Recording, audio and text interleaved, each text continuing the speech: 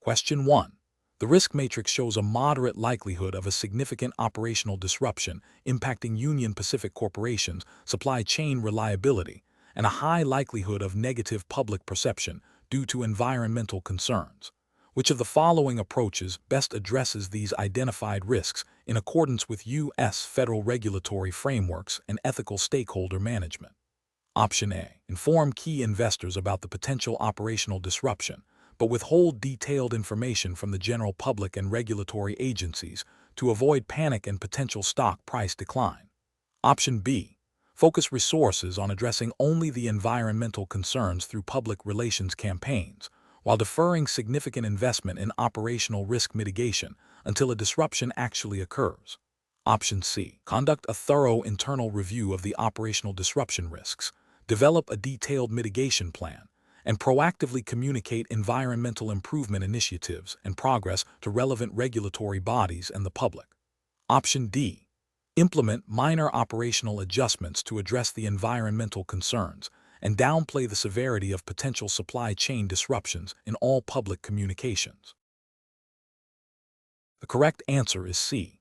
Conduct a thorough internal review of the operational disruption risks, develop a detailed mitigation plan, and proactively communicate environmental improvement initiatives and progress to relevant regulatory bodies and the public. Explanation. This scenario is professionally challenging because Union Pacific Corporation, as a publicly traded entity operating within the United States, is subject to a complex web of federal regulations governing its operations, financial reporting, and stakeholder communications. The risk matrix highlights potential negative impacts on various stakeholders, necessitating a response that is not only legally compliant, but also ethically sound and strategically beneficial for the company's long-term sustainability. Careful judgment is required to balance immediate concerns with broader corporate responsibilities and regulatory expectations. The correct approach involves a comprehensive review of the identified risks by relevant internal departments, including legal, compliance, and operations, to assess their potential impact and develop mitigation strategies. This approach is best professional practice because it aligns with the principles of good corporate governance and regulatory compliance mandated by U.S. federal laws such as the Securities Exchange Act of 1934, which requires accurate and timely disclosure of material information to investors, and the Sarbanes-Oxley Act of 2002, which mandates robust internal controls over financial reporting and corporate responsibility. Furthermore, it reflects an ethical commitment to transparency and accountability towards all stakeholders, including shareholders, employees, customers, and the public. An incorrect approach that focuses solely on minimizing immediate financial costs without a thorough risk assessment fails to comply with regulatory disclosure requirements. Such an approach could lead to underreporting of material risks, potentially violating securities laws and exposing Union Pacific to significant penalties and reputational damage.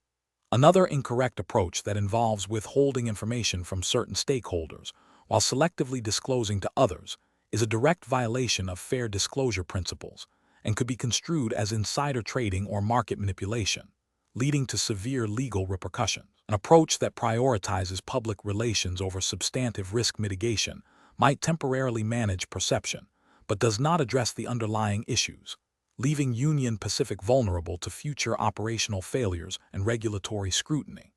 Professionals should employ a decision-making framework that begins with a thorough understanding of the regulatory landscape relevant to Union Pacific's operations. This involves identifying all applicable federal laws and regulations. Next, a comprehensive risk assessment should be conducted, considering the potential impact on all stakeholders. Based on this assessment, a strategy should be developed that prioritizes compliance, ethical conduct, and long-term value creation. This strategy should include clear communication protocols, robust internal controls, and proactive risk mitigation measures. Regular review and adaptation of this strategy are essential to maintain compliance and stakeholder trust. Question 2.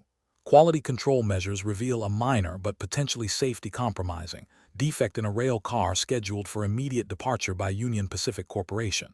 The defect, while not currently causing operational issues, could worsen under stress. Option A. Immediately report the defect to the Union Pacific Corporation Safety and Maintenance Departments and await their assessment and instructions before proceeding. Option B. Inform the train crew to monitor the defect closely during the journey and report any changes upon arrival. Option C. Proceed with the departure, assuming the defect is minor and unlikely to cause immediate problems, and schedule a repair for a later date. Option D. Attempt a quick, temporary fix by an unqualified employee to ensure the train departs on time and document the repair later. The correct answer is A. Immediately report the defect to the Union Pacific Corporation Safety and Maintenance Departments and await their assessment and instructions before proceeding. Explanation. This scenario presents a professional challenge for Union Pacific Corporation employees due to the inherent conflict between operational efficiency and regulatory compliance. The need to maintain safety standards while also meeting demanding performance metrics requires careful judgment and a thorough understanding of applicable regulations.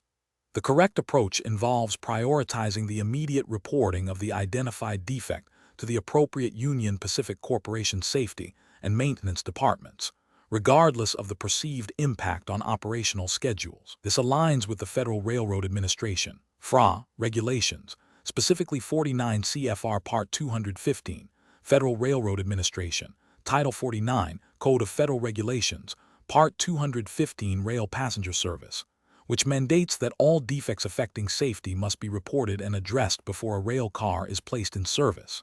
Ethically, this approach upholds the company's commitment to the safety of its employees, passengers, and the public, which is a fundamental responsibility for any railroad operator. An incorrect approach would be to overlook or downplay the defect to avoid delays. This directly violates FRA regulations by failing to report a safety-critical issue. Ethically, it demonstrates a disregard for safety and could lead to severe consequences, including accidents, injuries, or fatalities, thereby breaching the trust placed in Union Pacific Corporation by its stakeholders. Another incorrect approach would be to attempt a temporary, unauthorized fix without proper documentation or approval from qualified personnel. This bypasses established safety protocols and could result in an inadequate repair, leaving the defect unaddressed or even creating new hazards. This action would also contravene FRA guidelines regarding maintenance and repair procedures, which require adherence to approved methods and qualified personnel. The professional decision-making process for similar situations should involve a clear understanding of the company's safety policies and relevant federal regulations. When a potential safety issue is identified, the immediate priority is to halt operations if necessary and report the issue through the designated channels. This involves documenting the defect accurately and communicating it to the relevant safety and maintenance teams. Professionals should be empowered to raise safety concerns without fear of reprisal, and the company culture should reinforce the importance of safety over short-term operational gains. Question 3. The evaluation methodology shows that Union Pacific Corporation employees are expected to respond to potential environmental incidents. If a Union Pacific train crew suspects a leak of a hazardous material from a rail car in a remote area, which of the following actions best aligns with U.S. federal regulatory requirements and professional responsibility? Option A. Immediately initiate a preliminary containment effort using available materials, and then report the incident to the National Response Center and the relevant state environmental agency. Option B. Attempt to repair the suspected leak on the spot without external assistance to prevent further environmental exposure. Option C. Continue the journey to the next scheduled stop to assess the situation more thoroughly with specialized personnel before reporting. Option D. Document the suspected leak in the train's logbook and wait for a scheduled inspection to address the issue. Correct answer is A. Immediately initiate a preliminary containment effort using available materials, and then report the incident to the National Response Center and the relevant state environmental agency. Explanation. This scenario presents a professional challenge for a Union Pacific Corporation employee because it requires balancing the company's operational needs with the ethical and regulatory obligations concerning environmental protection and public safety. The core of the challenge lies in interpreting and applying relevant U.S. federal regulations, specifically those overseen by the Environmental Protection Agency, EPA, and potentially the Department of Transportation, DOT, to a situation involving potential hazardous material release. Careful judgment is required to ensure compliance, mitigate risks, and maintain stakeholder trust. The correct approach involves prioritizing immediate containment and reporting of the suspected hazardous material release, followed by a thorough investigation and remediation plan that strictly adheres to EPA and DOT regulations. This approach is right because it directly addresses the potential environmental and safety hazards in a proactive and compliant manner. Regulations such as the Resource Conservation and Recovery Act, RCRA, and the Comprehensive Environmental Response, Compensation and Liability Act, CERCLA, mandate prompt reporting and responsible management of hazardous substances. Ethically, this demonstrates a commitment to public health and environmental stewardship, which are critical for a company like Union Pacific. An incorrect approach that delays reporting or downplays the severity of the situation would represent a significant regulatory failure. Failing to report a suspected release to the appropriate authorities within the mandated timeframes, as stipulated by EPA regulations, can lead to severe penalties, including fines and legal action. Ethically, such an action would breach the duty of care owed to the public and the environment, potentially causing irreparable harm. Another incorrect approach, such as attempting to clean up the material without proper training or authorization, could exacerbate the problem, violate hazardous waste handling protocols, and expose employees to undue risk, contravening OSHA and EPA safety standards.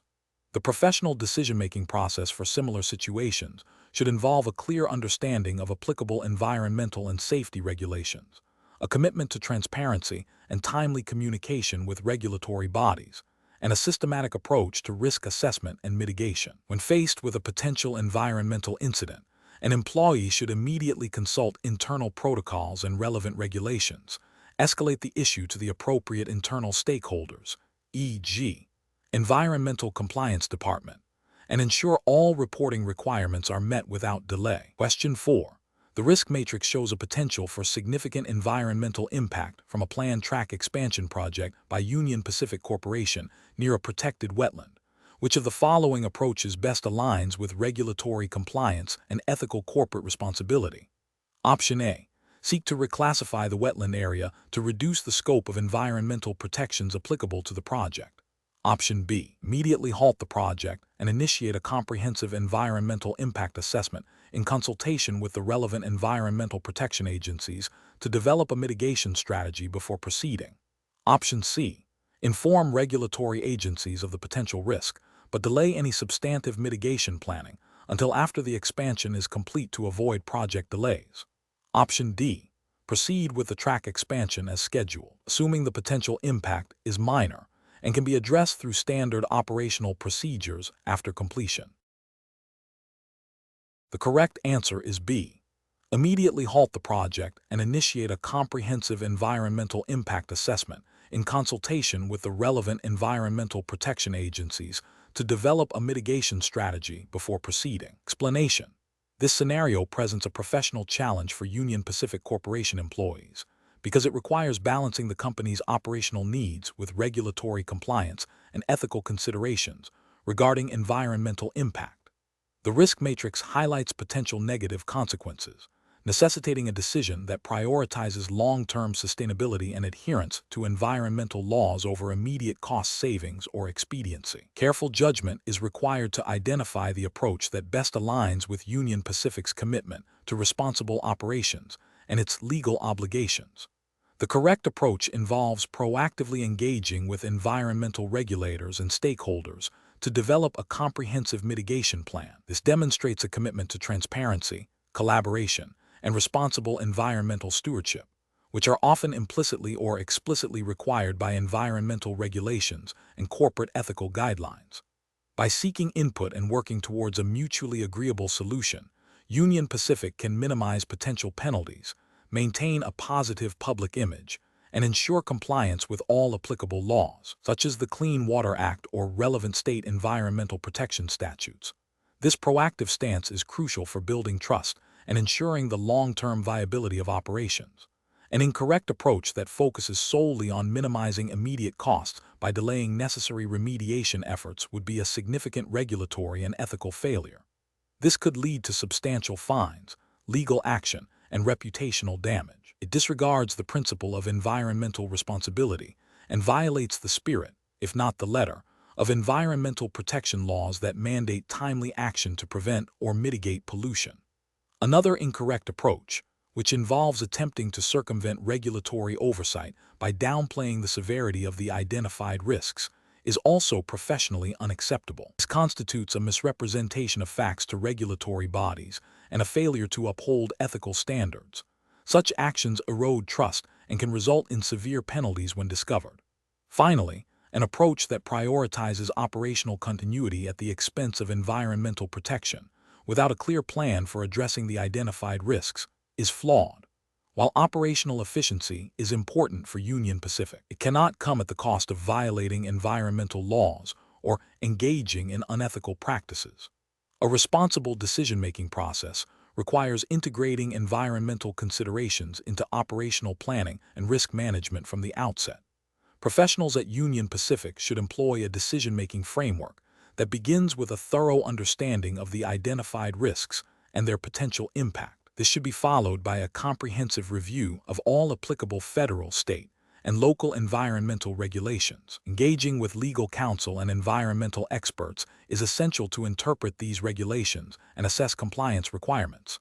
Subsequently, stakeholders, including regulatory agencies and potentially affected communities, should be consulted to ensure all perspectives are considered.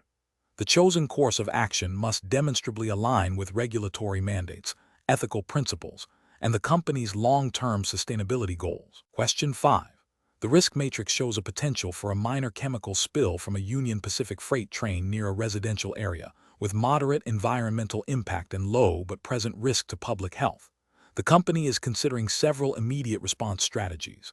Which strategy best balances regulatory compliance, stakeholder well-being, and long-term corporate responsibility for Union Pacific?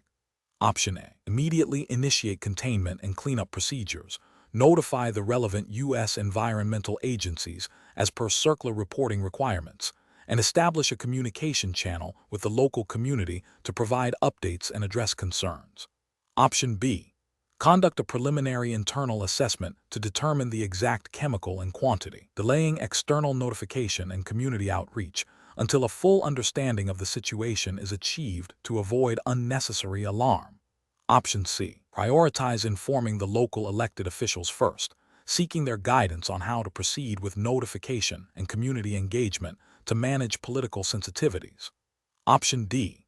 Focus solely on immediate containment to prevent further spread, deferring detailed reporting and community engagement until after the train has moved to a designated maintenance facility. The correct answer is A. Immediately initiate containment and cleanup procedures, notify the relevant U.S. environmental agencies as per CERCLA reporting requirements, and establish a communication channel with the local community to provide updates and address concerns. Explanation. This scenario presents a professional challenge for a Union Pacific Corporation employee because it requires balancing competing stakeholder interests while adhering to regulatory obligations and ethical principles.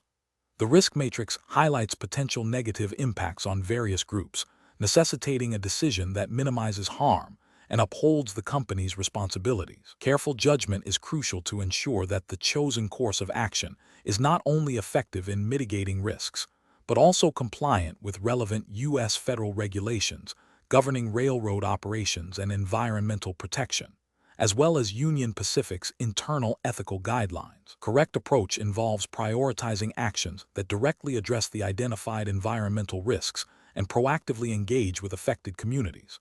This aligns with the U.S. Environmental Protection Agency (EPA) regulations, which mandate reporting and remediation of hazardous substance releases, and the U.S. Department of Transportation's Federal Railroad Administration (FRA) guidelines emphasizing safety and environmental stewardship.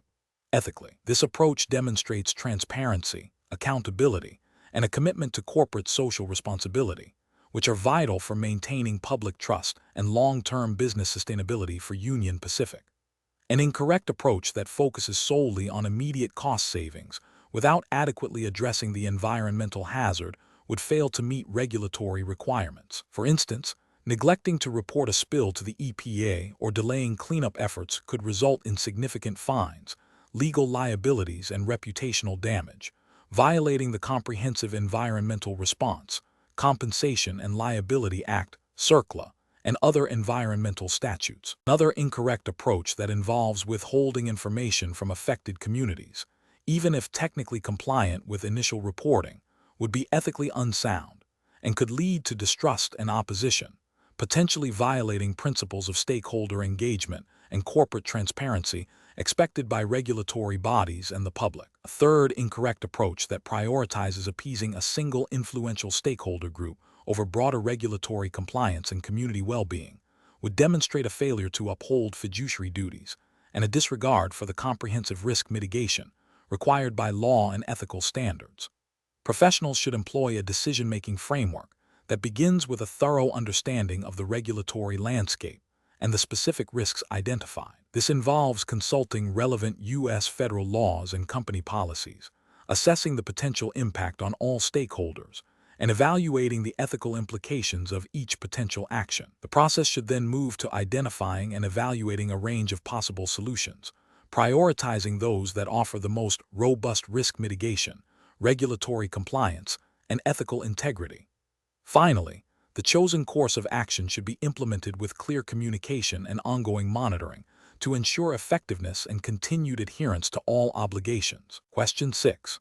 The monitoring system demonstrates an unusual fluctuation in pressure readings within a critical section of Union Pacific Corporation's rail infrastructure, potentially indicating a breach or malfunction. What is the most appropriate immediate course of action for the responsible Union Pacific personnel? Option A. Immediately initiate a full system shutdown and dispatch a specialized maintenance crew for a comprehensive inspection, referencing relevant Federal Railroad Administration, FRA safety directives. Option B. Temporarily bypass the monitoring system's alert to avoid disrupting ongoing train operations, assuming it is a sensor anomaly. Option C. Log the alert in the system and wait for a scheduled maintenance review to address the pressure reading. Option D. Report the alert to the immediate supervisor and await further instructions without conducting any independent verification. The correct answer is A. Immediately initiate a full system shutdown and dispatch a specialized maintenance crew for a comprehensive inspection, referencing relevant Federal Railroad Administration, FRA safety directives. Explanation. This scenario presents a professional challenge because it requires Union Pacific Corporation employees to balance the immediate need for operational efficiency with their obligation to adhere to stringent federal regulations governing railroad safety and environmental protection. The monitoring system's alert signifies a potential deviation from established protocols, necessitating a prompt and accurate response that prioritizes compliance and stakeholder well-being over expediency. Failure to correctly interpret and act upon such alerts can lead to significant safety risks, environmental damage, regulatory penalties, and reputational harm for Union Pacific. The correct approach involves a thorough review of the monitoring system's data in conjunction with relevant Union Pacific policies and applicable federal regulations, such as those enforced by the Federal Railroad Administration, FRA, and the Environmental Protection Agency, EPA. This approach is correct because it directly addresses the potential violation by seeking to understand its nature and severity through factual investigation and regulatory alignment. It demonstrates a commitment to proactive compliance and risk mitigation, ensuring that any corrective actions are informed, appropriate, and legally sound. This aligns with the ethical duty of care owed to employees, the public, and the environment, as well as the legal obligation to operate in accordance with all federal statutes and regulations. An incorrect approach that involves immediately dismissing the alert without further investigation is professionally unacceptable because it disregards the potential for a genuine safety or environmental hazard. This failure to investigate violates the principle of due diligence and could lead to a breach of regulatory requirements, exposing Union Pacific to fines and legal liabilities. Another incorrect approach, which is to report the alert to a supervisor without independently verifying the data or consulting relevant regulations, might seem like a safe option but can lead to inefficient resource allocation and delayed resolution if the alert is a false positive or requires immediate, specific action that a supervisor might not be aware of. This approach fails to demonstrate individual responsibility and proactive problem solving. Finally, an approach that focuses solely on the operational impact without considering the regulatory implications is also flawed, as it prioritizes business objectives over legal and ethical obligations, which is a direct contravention of regulatory frameworks designed to ensure safe and responsible railroad operations. Professionals should employ a decision-making framework that begins with acknowledging the alert and its potential implications. This is followed by a systematic process of data gathering and analysis, cross-referencing the monitoring system's output with established operational procedures and relevant federal regulations. If a discrepancy or potential violation is confirmed, the next step involves implementing corrective actions in accordance with company policy and regulatory guidance, and documenting all steps taken. Escalation to appropriate management or regulatory bodies should occur as dictated by the severity of the issue and company protocols.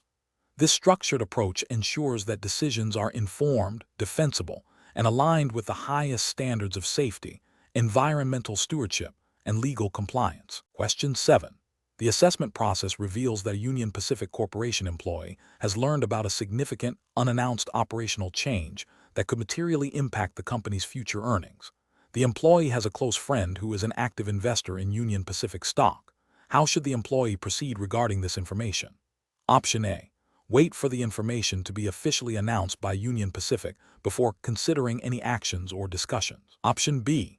Discuss the operational change casually with colleagues in a non-work-related social setting. Option C. Inform the friend about the operational change so they can make an informed investment decision. Option D.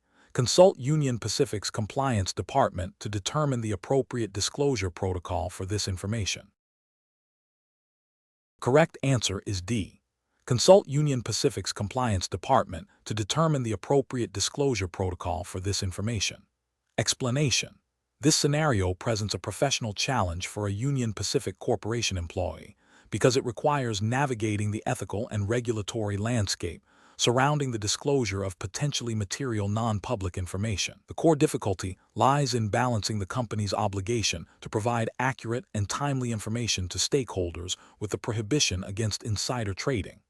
A Union Pacific employee, by virtue of their position, may have access to information that, if disclosed improperly, could unfairly advantage certain investors or disadvantage others, thereby undermining market integrity. Careful judgment is required to discern what constitutes material non-public information, and to ensure any disclosures adhere strictly to established company policies and relevant securities regulations. The correct approach involves adhering to Union Pacific's internal policies for information disclosure and consulting with the legal or compliance department before sharing any information that could be considered material and non-public. This approach is correct because it prioritizes regulatory compliance and ethical conduct. Specifically, it aligns with the principles of securities law, such as those enforced by the Securities and Exchange Commission, SEC, in the United States, which prohibit the use of material non-public information for trading purposes. By seeking guidance from internal experts, the employee ensures that any information dissemination is authorized, properly vetted, and disseminated through appropriate channels, thereby protecting both the company and the integrity of the financial markets. This proactive consultation is a cornerstone of responsible corporate behavior and insider trading prevention. An incorrect approach would be to share the information directly with a friend who is an investor, believing it might help them make a good investment decision. This is ethically and regulatorily unsound because it constitutes selective disclosure of material non-public information, which is a form of insider trading. It violates the principle of fair disclosure and can lead to significant legal penalties for both the discloser and the recipient. Another incorrect approach would be to assume that, since the information is not yet public, it is acceptable to discuss it casually with colleagues in non-work-related settings. This is problematic as it increases the risk of accidental leaks of material non-public information to individuals who might then trade on it, even if not directly intended.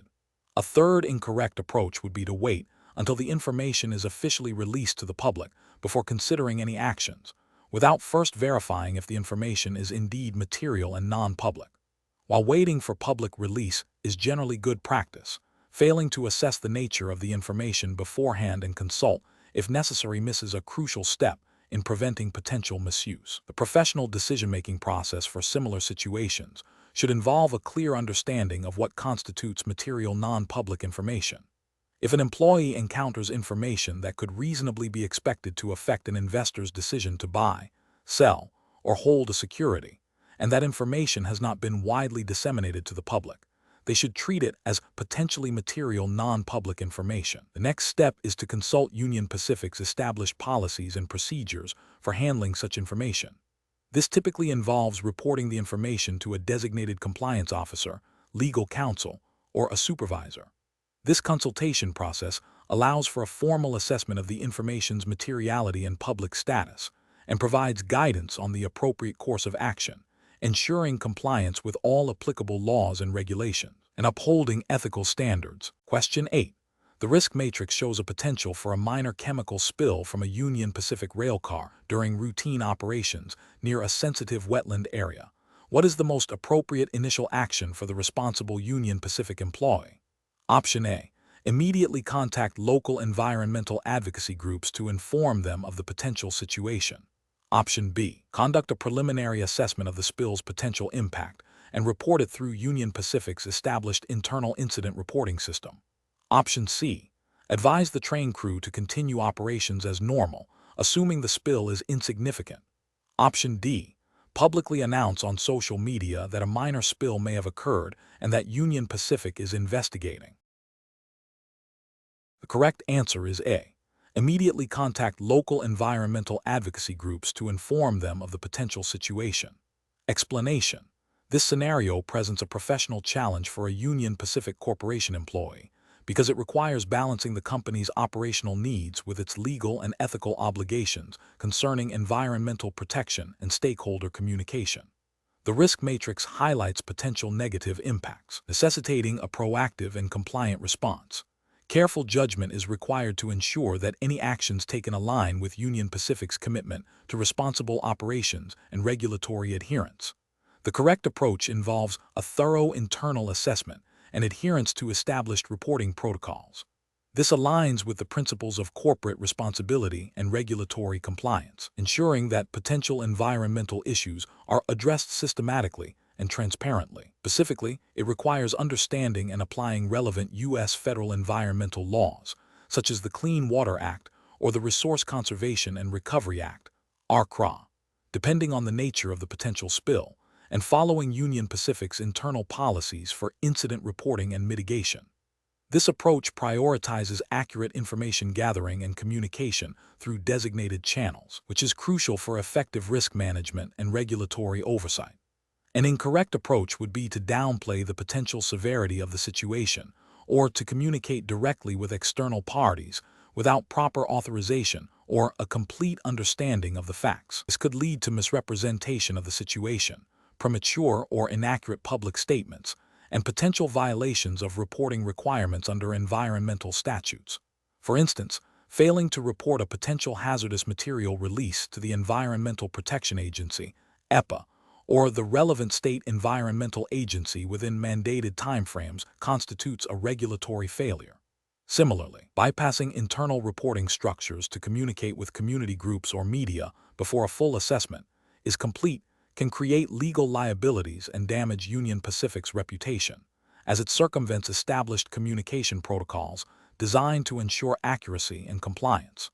Professionals should employ a decision-making framework that begins with identifying the potential risks and their regulatory implications. This involves consulting internal policies, relevant U.S. environmental regulations, and seeking guidance from legal and environmental compliance departments. The process should prioritize factual accuracy, timely reporting through appropriate channels, and coordinated communication strategies to manage stakeholder expectations and ensure regulatory compliance. Question 9. The risk matrix shows a moderate probability of a significant safety incident due to a newly identified track defect on a high-traffic Union Pacific freight line. The defect, while not immediately critical, is projected to worsen without intervention. Several stakeholders have expressed concerns: local communities about potential disruptions, the operations department about scheduling impacts, and the safety department about potential derailment risks. What is the most appropriate immediate course of action for Union Pacific Corporation? Option A. Monitor the track defect closely and schedule repairs during the next planned maintenance window to minimize operational disruption and cost. Option B. Implement a temporary speed restriction on the affected section of track and continue monitoring deferring permanent repairs until a less disruptive time. Option C. Immediately schedule and execute a permanent repair of the track defect, even if it requires temporary service adjustments and incurs immediate costs to mitigate potential safety risks. Option D. Document the defect and inform the operations department to adjust schedules, while deferring any repair until a more cost-effective solution can be identified. The correct answer is C. Immediately schedule and execute a permanent repair of the track defect, even if it requires temporary service adjustments and incurs immediate costs to mitigate potential safety risks.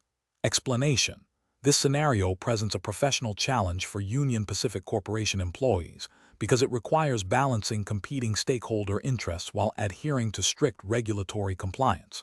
The risk matrix, a common tool in risk management, highlights potential negative outcomes, necessitating a proactive and ethically sound response.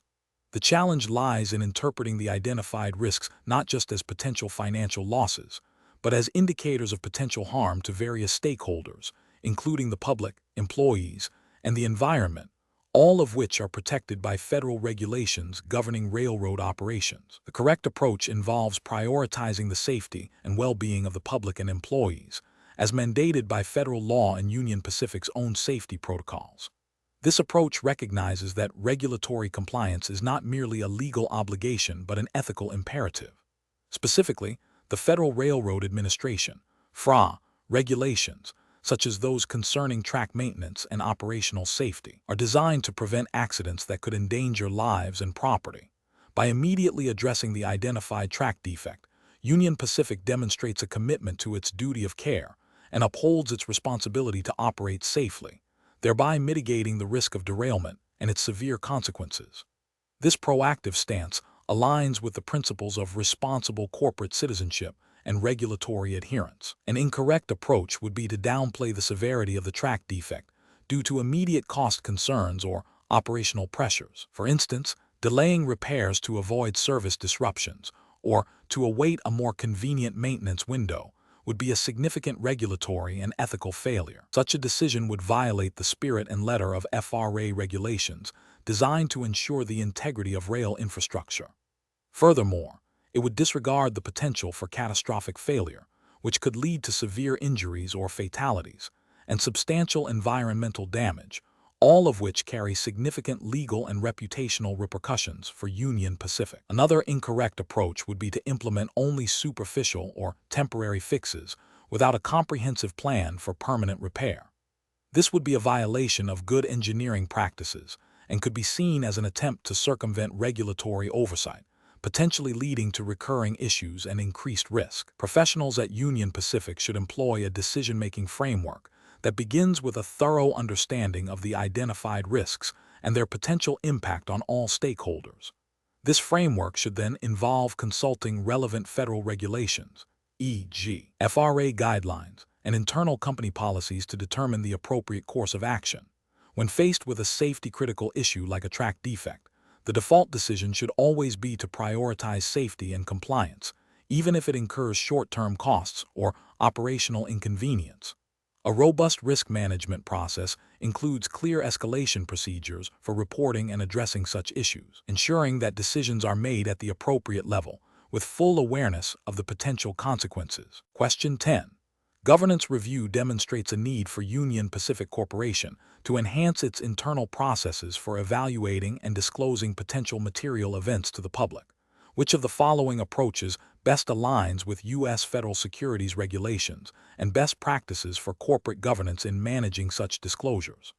Option A. Immediately issue a press release for any potential event that could be perceived as significant by the market, regardless of a formal materiality assessment. Option B. Delay public disclosure of any potential event until absolute certainty regarding its impact and resolution is achieved, even if this means significant delays. Option C. Rely on informal communication channels and ad hoc discussions among senior management to decide when and how to communicate potential material events to the public. Option D. Develop and implement a formal policy requiring a cross-functional committee, including legal, finance, and investor relations, to assess the materiality of potential events and determine the appropriate timing and method for public disclosure, ensuring compliance with Regulation FD.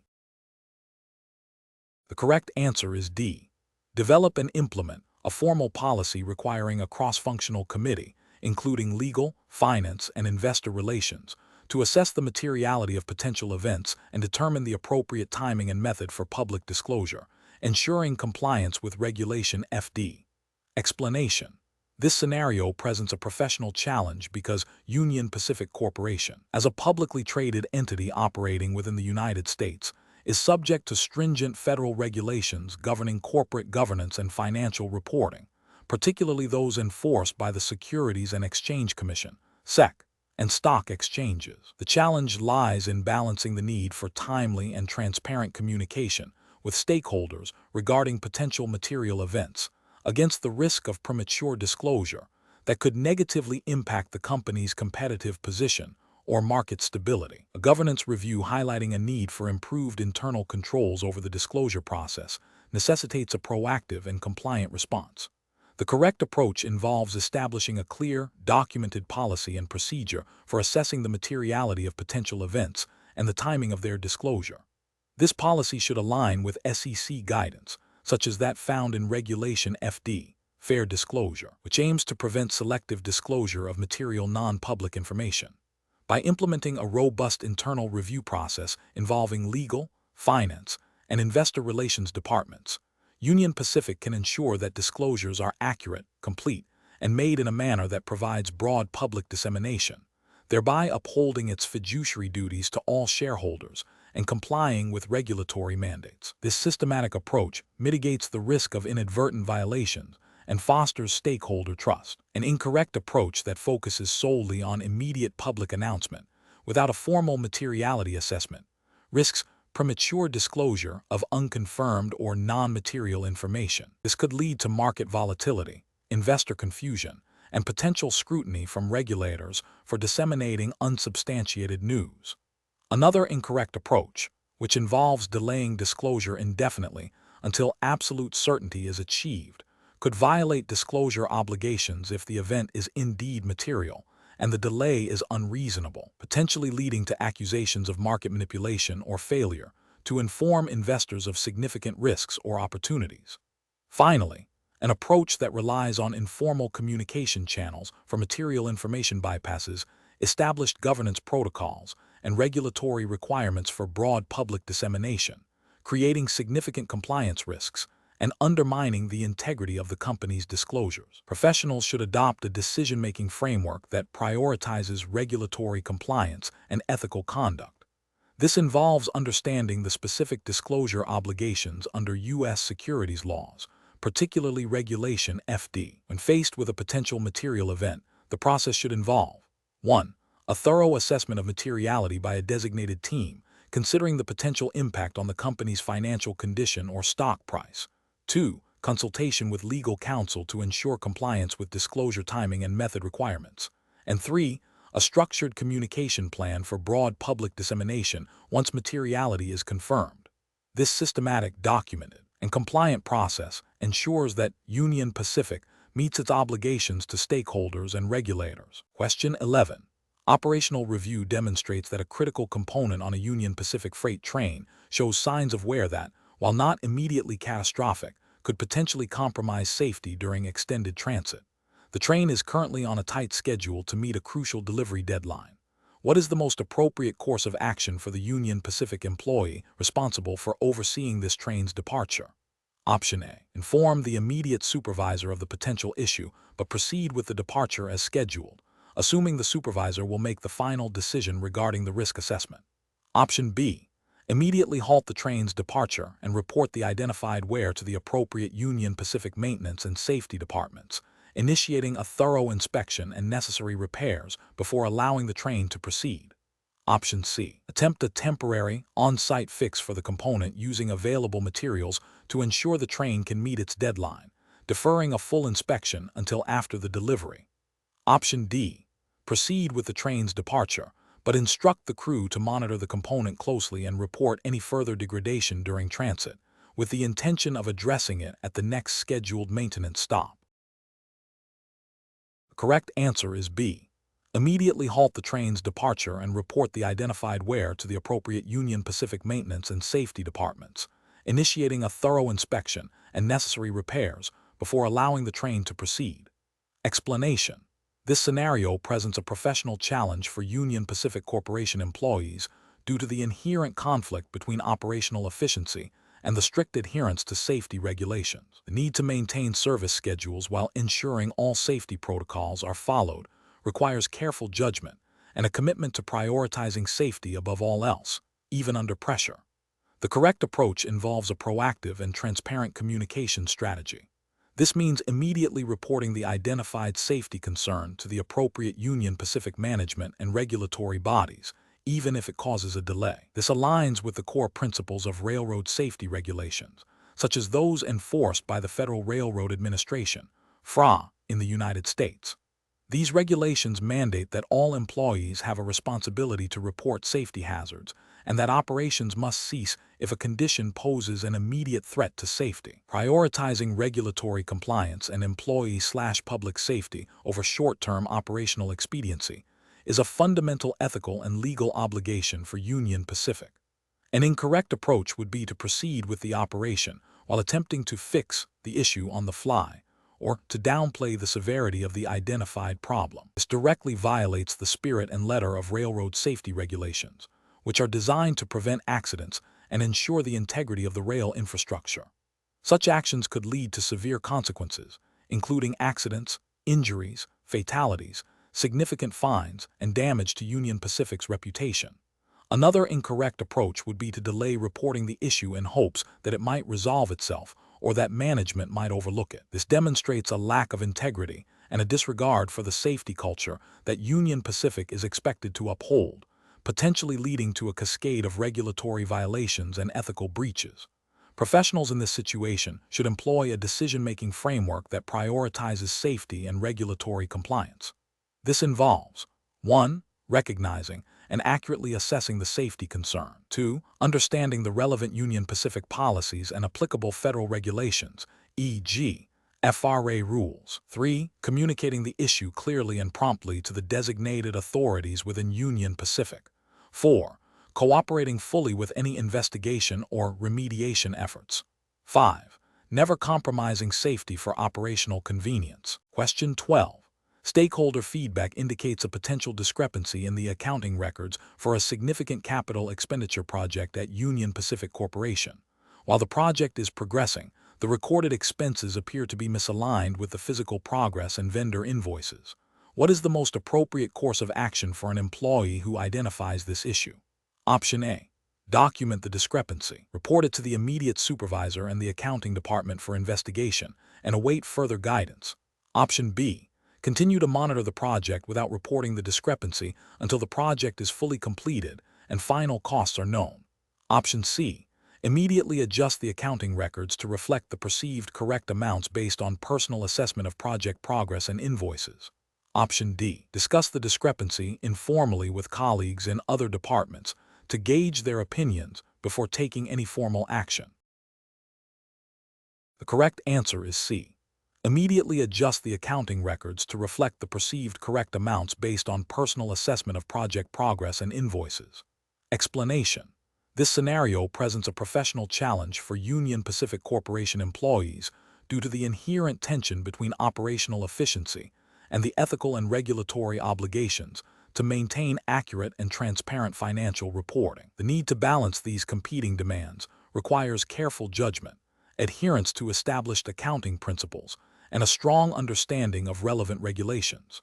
The correct approach involves proactively communicating the identified discrepancy to the appropriate internal channels for investigation and resolution, while also ensuring that any potential impact on financial statements is properly assessed and disclosed according to generally accepted accounting principles (GAAP) and relevant Securities and Exchange Commission (SEC) regulations. This approach is correct because it prioritizes transparency, accountability, and compliance. By immediately flagging the issue, employees uphold their fiduciary duty to the company and its stakeholders, ensuring that financial reporting remains reliable and free from material misstatement. This aligns with the core principles of financial integrity and regulatory compliance, mandated by U.S. securities laws and accounting standards. An incorrect approach of ignoring the discrepancy or attempting to correct it without proper documentation and oversight would be professionally unacceptable. This failure to report a potential misstatement violates GAAP, which requires accurate and complete financial reporting. It also breaches SEC regulations, which mandate timely and truthful disclosure of material information to investors.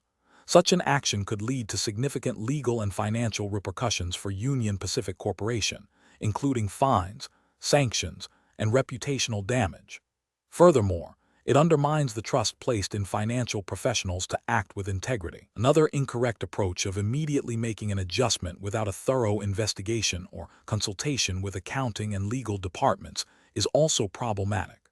While the intention might be to correct an error, this unilateral action bypasses necessary internal controls and could lead to an incorrect adjustment or a failure to identify the root cause of the discrepancy. This could still result in inaccurate financial reporting and potential regulatory violations if the adjustment is not properly justified or documented. The professional decision-making process for similar situations should involve a structured approach.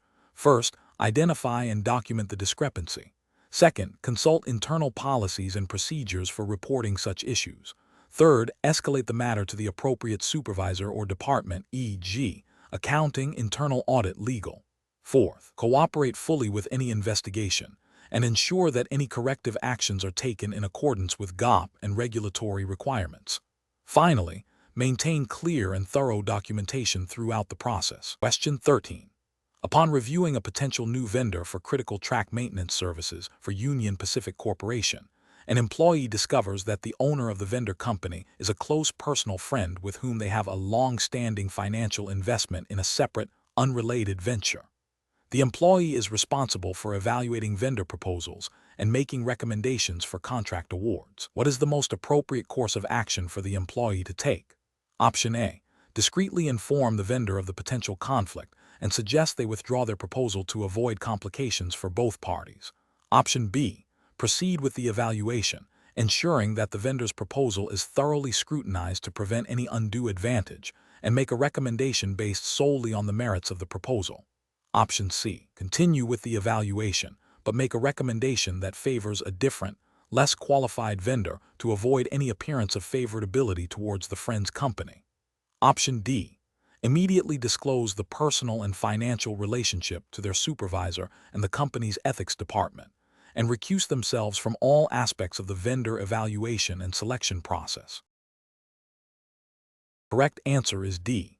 Immediately disclose the personal and financial relationship to their supervisor and the company's ethics department, and recuse themselves from all aspects of the vendor evaluation and selection process.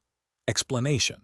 This scenario presents a professional challenge for an employee of Union Pacific Corporation due to the inherent conflict between personal financial interests and the duty to act in the best interest of the company and its stakeholders. The core of the challenge lies in maintaining objectivity and avoiding even the appearance of impropriety when making decisions that could impact a company with which one has a personal financial connection. Adherence to Union Pacific's Code of Conduct and relevant federal regulations governing corporate conduct and insider trading is paramount. The correct approach involves prioritizing transparency and recusal. This means immediately disclosing the potential conflict of interest to the appropriate supervisor or ethics committee, and recusing oneself from any decision-making processes related to the vendor. This approach upholds the ethical obligation to avoid conflicts of interest, as mandated by Union Pacific's internal policies and general principles of corporate governance. It ensures that decisions are made based on the company's best interests, free from personal bias, and aligns with regulatory expectations that employees act with loyalty and good faith towards their employer. An incorrect approach would be to proceed with the evaluation without disclosure, rationalizing that personal relationships do not influence professional judgment. This failure constitutes a breach of ethical duty and potentially violates regulations concerning conflicts of interest. It creates an environment where decisions could be perceived as biased, undermining stakeholder trust and the integrity of Union Pacific's procurement processes. Another incorrect approach would be to attempt to downplay the significance of the relationship or to seek advice from the vendor directly to understand their capabilities, rather than consulting internal company resources or supervisors. This demonstrates a lack of understanding of conflict of interest protocols and the importance of independent evaluation. It risks compromising the fairness of the vendor selection process and could lead to regulatory scrutiny. Finally, an incorrect approach would be to proceed with the evaluation, but to ensure the vendor is not awarded the contract due to the relationship. While seemingly mitigating the risk, this still involves participating in a process where a conflict exists, and the decision-making itself could be influenced by the desire to avoid scrutiny rather than by the objective merits of the vendor. This approach fails to address the conflict at its root and does not foster a culture of transparency. The professional decision-making process in such situation should involve a clear framework. 1. Identify potential conflicts of interest. 2. Consult company policies and relevant regulations. 3. Disclose the conflict to the appropriate authority. 4. Recuse oneself from decision-making. 5. Seek guidance on how to proceed. This systematic approach ensures that ethical standards and regulatory compliance are maintained, protecting both the individual and the corporation. Question 14. Cost-benefit analysis shows that a new regulatory compliance initiative for Union Pacific Corporation will require significant upfront investment in technology and training, potentially impacting short-term profitability. However, the long-term benefits include reduced risk of fines, enhanced investor confidence, and improved operational efficiency. In this context, what is the most appropriate approach for Union Pacific Corporation's management when communicating the financial implications of this initiative to its shareholders? Option A. Emphasize the long-term benefits and downplay the immediate financial costs to present a more favorable short-term financial picture for shareholders. Option B. Fully disclose the upfront costs and potential short-term impact on profitability, alongside a clear explanation of the long-term benefits and the regulatory imperative for the initiative. Option C. Delay the announcement of the initiative until the majority of the upfront costs have been incurred and the positive long-term impacts are more tangible. Option D. Focus on the potential for future cost savings without explicitly detailing the current investment required or the specific regulatory requirements driving the change. The correct answer is B. Fully disclose the upfront costs and potential short-term impact on profitability, alongside a clear explanation of the long-term benefits and the regulatory imperative for the initiative. Explanation. Scenario analysis. Union Pacific Corporation, as a publicly traded entity operating within the United States, is subject to a complex web of federal regulations governing its operations, financial reporting, and stakeholder communications. This scenario presents a professional challenge because it requires balancing the company's financial interests with its legal and ethical obligations to various stakeholders, including shareholders, regulators, and the public.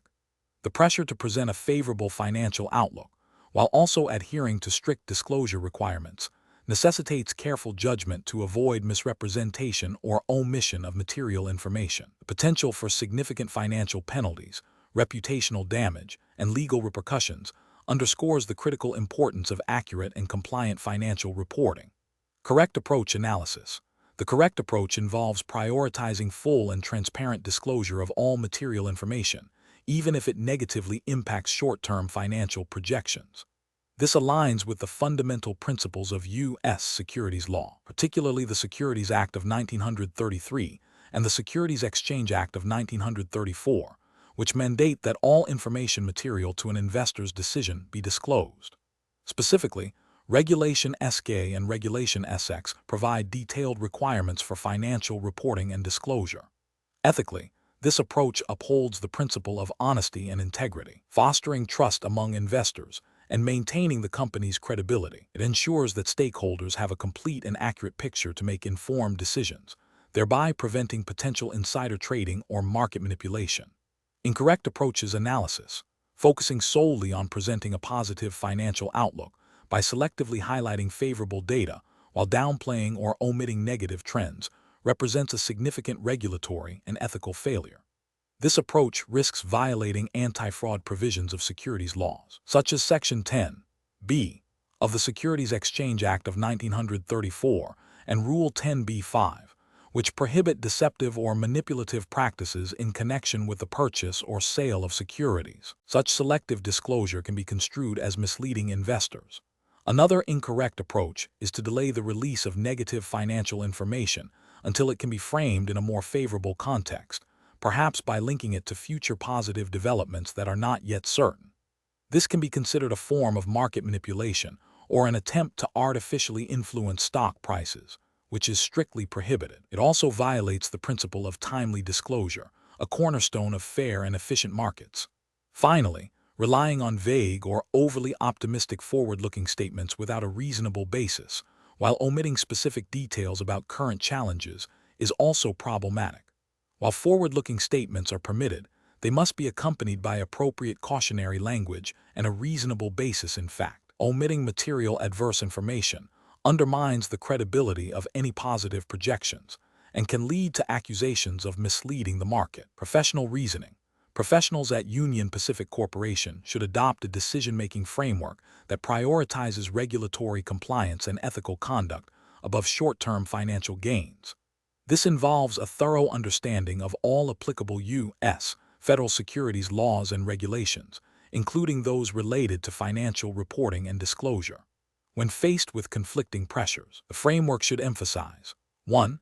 Identifying all material information, both positive and negative. 2. Consulting with legal and compliance departments to ensure adherence to all disclosure requirements. 3.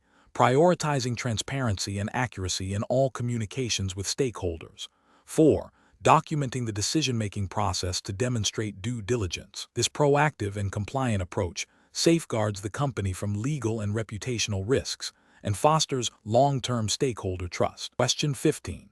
The control framework reveals that a significant operational disruption is anticipated at Union Pacific Corporation, which is likely to impact quarterly earnings.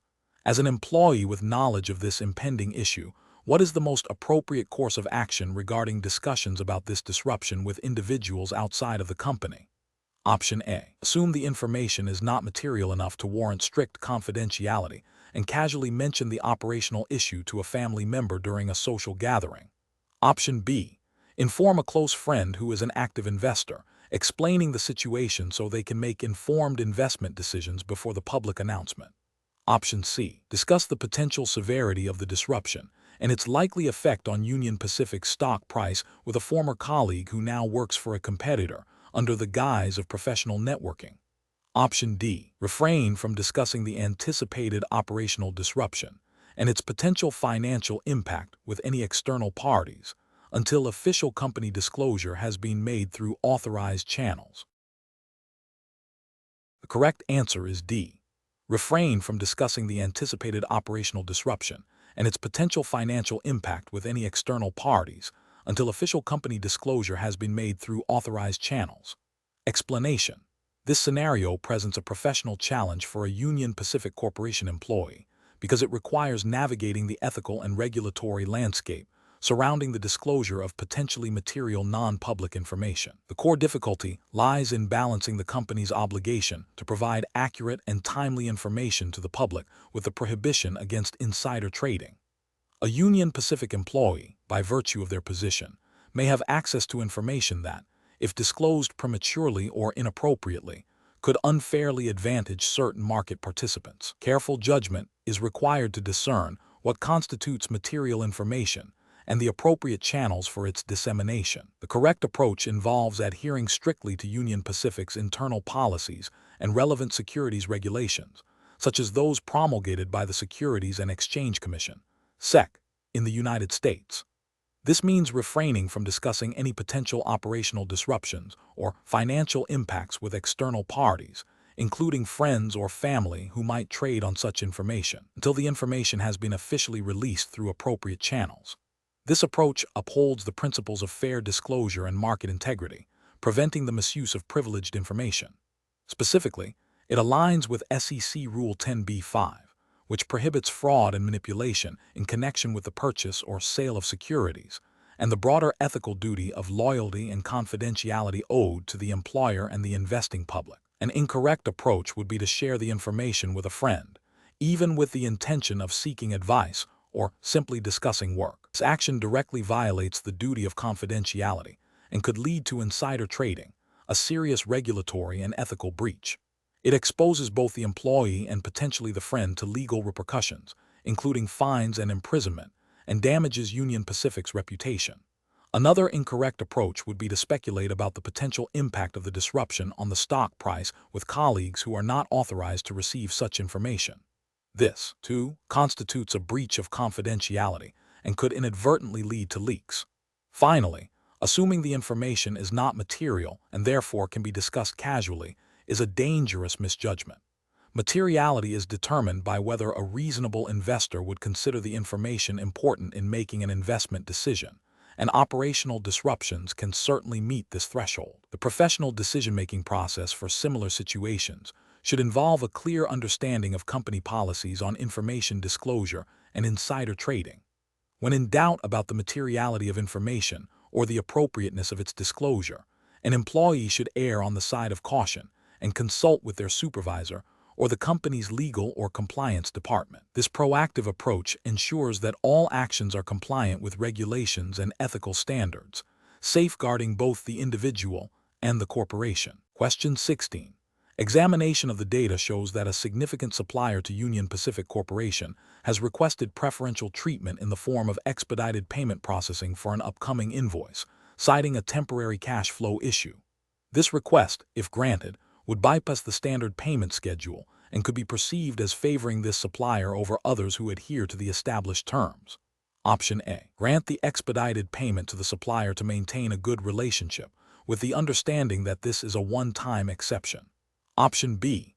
Inform the supplier that, while the request cannot be directly accommodated, Union Pacific Corporation will consider their situation in future contract negotiations. Option C. Politely decline the request, explaining that Union Pacific Corporation must adhere to its established payment policies and relevant federal regulations to ensure fair treatment of all suppliers and maintain operational integrity. Option D. Advise the supplier to seek a short-term loan from a financial institution to manage their cash flow, without directly addressing the payment request. The correct answer is C. Politely decline the request, explaining that Union Pacific Corporation must adhere to its established payment policies and relevant federal regulations to ensure fair treatment of all suppliers and maintain operational integrity. Explanation. This scenario presents a professional challenge for a Union Pacific Corporation employee due to the inherent conflict between a stakeholder's request and the company's established ethical guidelines and regulatory obligations. The employee must navigate the pressure from a significant stakeholder while upholding the integrity of Union Pacific's operations and adhering to applicable U.S. federal regulations governing railroad safety and business conduct. The core of the challenge lies in balancing the desire to maintain a positive relationship with a key stakeholder against the imperative to act ethically and legally. The correct approach involves a transparent and principled refusal of the stakeholder's request, coupled with an offer to explore legitimate avenues for addressing their concerns. This upholds professional integrity by prioritizing compliance with Union Pacific's Code of Conduct and relevant U.S. regulations, such as those enforced by the Federal Railroad Administration, FRA. Specifically, it aligns with the ethical principles of avoiding conflicts of interest and ensuring fair and impartial business dealings, which are foundational to maintaining public trust and operational safety. By clearly stating the inability to fulfill the request due to policy and regulatory constraints, the employee acts responsibly and ethically. An incorrect approach that involves accepting the stakeholder's request, even with the intention of rectifying the situation later, poses significant regulatory and ethical risks. This could be construed as a violation of anti-bribery or corruption laws and potentially create a conflict of interest that compromises Union Pacific's impartiality. Another incorrect approach, which is to ignore the request entirely, fails to demonstrate professional diligence and could damage the stakeholder relationship, potentially leading to further complications or a perception of unresponsiveness. A third incorrect approach, which is to attempt to find a loophole or a way to circumvent the rules, undermines the spirit of compliance and could expose Union Pacific to severe penalties and reputational damage. Professionals in similar situations should employ a decision-making framework that begins with identifying the core issue and potential conflicts. This involves consulting Union Pacific's internal policies, code of conduct, and relevant U.S. federal regulations. The next step is to assess the risks associated with different courses of action, considering both ethical implications and potential legal ramifications. Open and honest communication, while maintaining professional boundaries, is crucial. If a request cannot be fulfilled, it is important to explain why, referencing policies or regulations, and to offer alternative compliance solutions. Escalating the matter to a supervisor or legal counsel is advisable if there is any ambiguity or significant risk involved. Question 17. Assessment of how a Union Pacific Corporation employee should respond when observing a potential, uncontained hazardous material leak from a rail car during routine track inspection, knowing that immediate reporting could halt operations on a critical line. Option A. Attempt to temporarily contain the leak using available materials without official reporting to minimize operational disruption. Option B. Immediately report the observed leak to the designated Union Pacific Environmental and Safety Compliance Departments, regardless of the potential operational impact. Option C. Document the leak but delay reporting until the end of the shift to avoid immediate operational delays. Option D. Assess the severity of the leak and only report it if it appears to be a significant environmental threat. Correct answer is B. Immediately report the observed leak to the designated Union Pacific Environmental and Safety Compliance Departments, regardless of the potential operational impact. Explanation.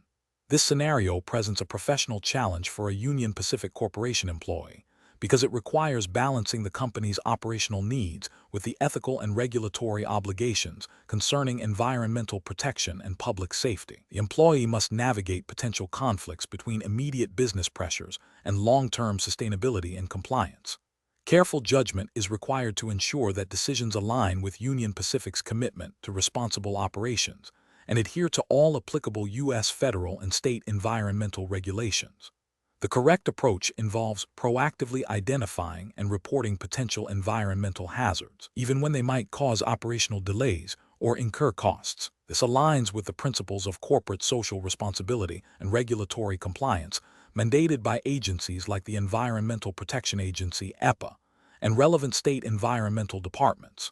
Union Pacific, as a major transportation entity, has a significant responsibility to prevent and mitigate environmental damage. Reporting such issues promptly demonstrates a commitment to safety, environmental stewardship, and adherence to laws like the Clean Water Act or the Resource Conservation and Recovery Act (RCRA), depending on the nature of the hazard. This approach prioritizes long-term risk management and regulatory adherence over short-term expediency. An incorrect approach would be to ignore or downplay the observed issue due to potential operational disruptions. This failure to report a potential environmental hazard violates the spirit and letter of environmental laws, which require proactive identification and mitigation of risks. Such inaction could lead to significant fines, legal liabilities, reputational damage for Union Pacific, and harm to the environment and public health. Another incorrect approach would be to attempt to conceal the issue or address it in a way that circumvents proper reporting procedures. This constitutes a serious ethical breach and a violation of regulatory requirements, potentially leading to severe penalties for both the individual employee and the corporation. Professionals should employ a decision-making framework that prioritizes ethical conduct and regulatory compliance. This involves 1.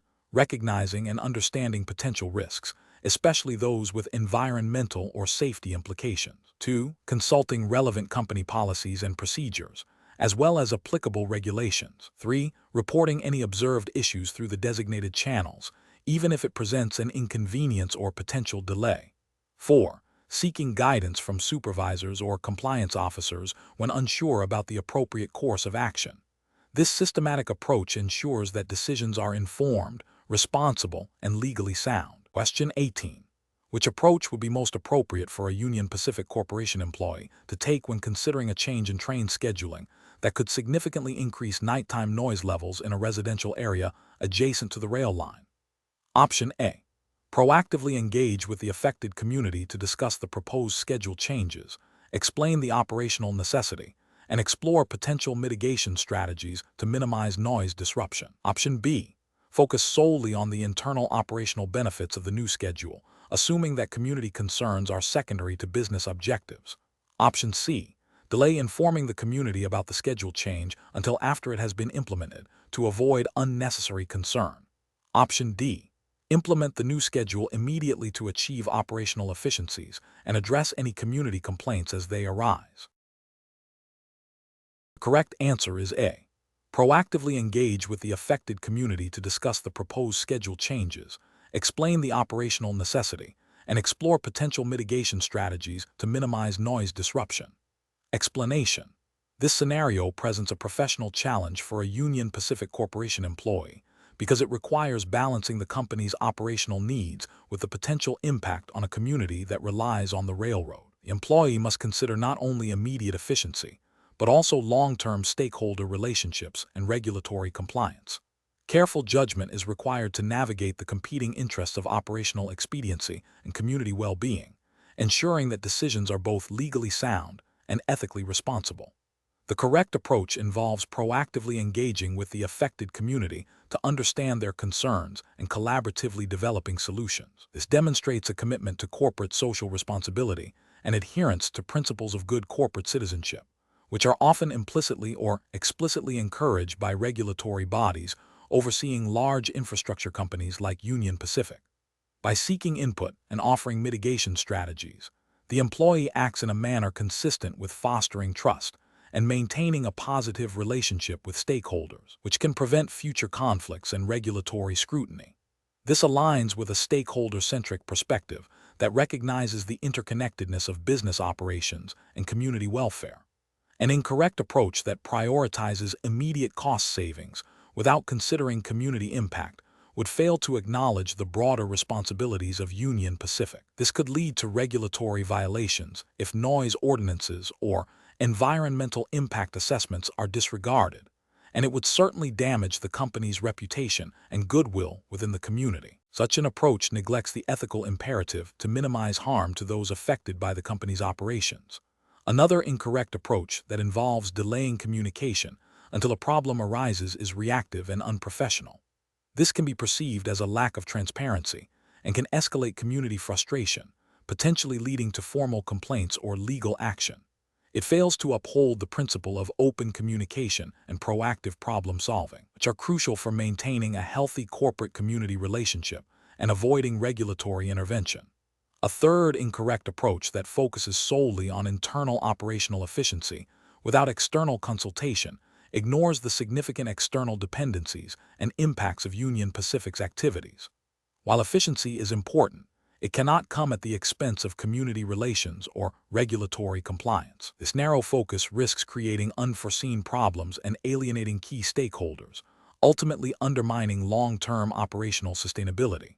Professionals should employ a decision-making framework that begins with identifying all relevant stakeholders and their potential interests.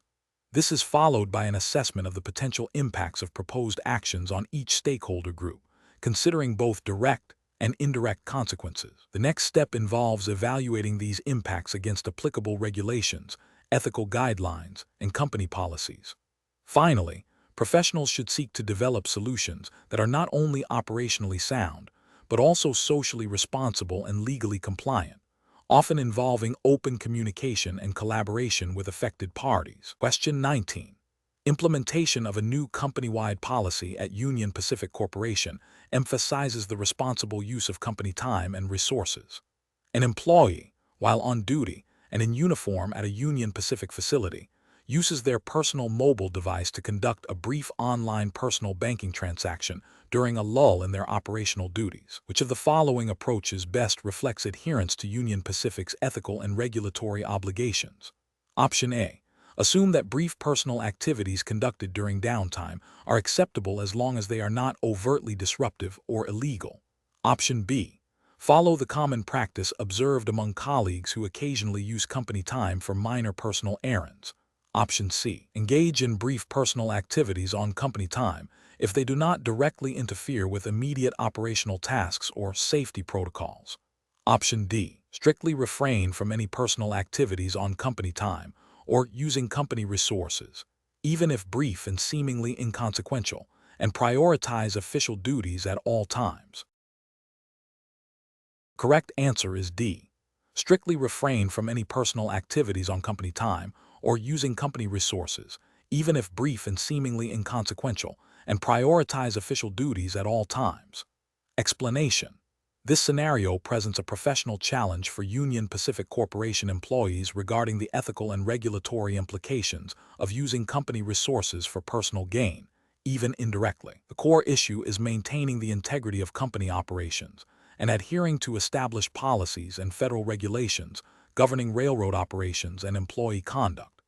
Careful judgment is required to distinguish between permissible and impermissible uses of company time and resources, ensuring that all actions align with Union Pacific's commitment to safety, efficiency, and ethical business practices. The correct approach involves strictly adhering to Union Pacific's established policies on the use of company time and resources, as well as relevant federal regulations. This means prioritizing official duties and avoiding any activities that could be construed as personal use of company assets or time, even if seemingly minor or not directly impacting operational safety. This approach is justified by Union Pacific's internal code of conduct, which mandates honest and ethical behavior, and by federal regulations that require railroads to maintain operational integrity and prevent conflicts of interest. Employees are expected to act in the best interest of the company and its stakeholders. An incorrect approach would be to rationalize the use of company time for personal tasks by assuming it has no impact on job performance or safety. This fails to recognize that company time and resources are allocated for specific business purposes. Ethically, it represents a breach of trust and a disregard for company policy. Regulatory failure occurs because such actions can undermine the strict oversight required in the railroad industry, potentially leading to lapses in attention to safety-critical tasks or creating an environment where other policy violations might be overlooked. Another incorrect approach would be to claim that since the personal task is brief and completed during a break, it is permissible. This overlooks the fundamental principle that company time, even during breaks, is generally intended for rest and recuperation related to work duties, not for conducting personal business. Ethically, it blurs the lines of appropriate conduct. Regulatory failure stems from the potential for such practices to normalize the misuse of company resources and time, which can have broader implications for operational discipline and compliance. A further incorrect approach would be to believe that if other employees engage in similar personal activities, it makes the behavior acceptable. This relies on a flawed ethical justification of everyone else is doing it. This approach ignores individual responsibility and the fact that collective noncompliance does not legitimize an action. Ethically, it demonstrates a lack of integrity and a failure to uphold personal accountability. Regulatory failure arises because such a mindset can foster a culture of noncompliance, making it harder for Union Pacific to enforce its policies and for regulatory bodies to ensure adherence to safety and operational standards. The professional decision-making process for similar situations should involve a clear understanding of Union Pacific's policies and relevant federal regulation. When faced with a situation where personal activities might intersect with company resources or time, employees should ask themselves, does this action align with Union Pacific's code of conduct and policies? Could this be perceived as a misuse of company assets or time? Does this potentially compromise my ability to perform my duties safely and effectively? If there is any doubt, the safest and most ethical course of action is to refrain from the activity and seek clarification from a supervisor or the appropriate department if necessary. Question 20. The risk matrix shows a moderate likelihood of a potential spill of non-hazardous materials during the construction of a new rail spur near a protected wetland area. Union Pacific Corporation's internal environmental policy emphasizes a zero-tolerance approach to any potential environmental contamination.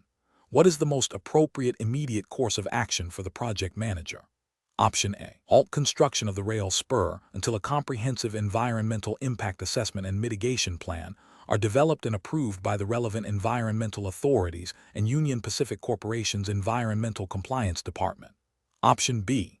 Initiate construction, but instruct the crew to be extra vigilant, relying solely on their experience to prevent any spills. Option C. Proceed with construction as scheduled, assuming the risk of a spill is low and that existing containment measures are adequate. Option D. Delay the project indefinitely until a new, less environmentally sensitive route can be identified, without further investigation into mitigation options for the current route. The correct answer is A.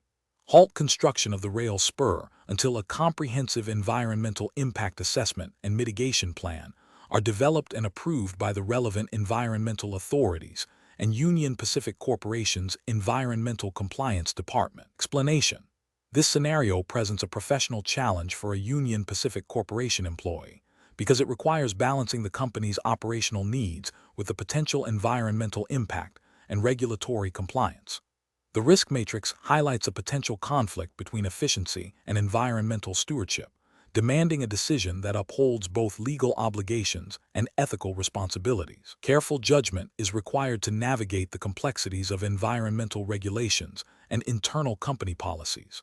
The correct approach involves prioritizing immediate compliance with the Clean Water Act and Union Pacific Corporation's internal environmental policies. This approach is professionally sound because it directly addresses the identified risk by taking concrete steps to prevent potential violations.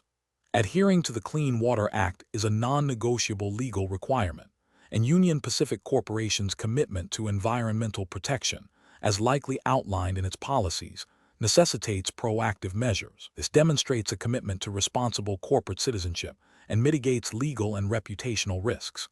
An incorrect approach would be to proceed with the project without further investigation, assuming the risk is manageable or that existing permits are sufficient. This fails to acknowledge the specific warning from the risk matrix and could lead to a violation of the Clean Water Act, resulting in significant fines, legal action, and damage to Union Pacific Corporation's reputation. Another incorrect approach would be to delay the project indefinitely without exploring mitigation strategies. While caution is important, indefinite delay without a plan to address the identified risk is not a proactive or responsible solution and could hinder legitimate business operations. Finally, an approach that focuses solely on cost-saving measures without considering the environmental implications would be ethically and legally flawed, as it prioritizes financial gain over regulatory compliance and environmental protection.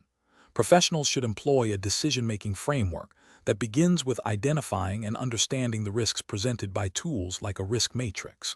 This should be followed by a thorough review of relevant regulations, in this case, the Clean Water Act, and internal company policies. The next step involves assessing the potential impact of the identified risk and developing a range of possible actions, from immediate mitigation to project modification or cancellation. Finally, the chosen course of action should be evaluated based on its legal compliance, ethical implications, operational feasibility, and alignment with company values.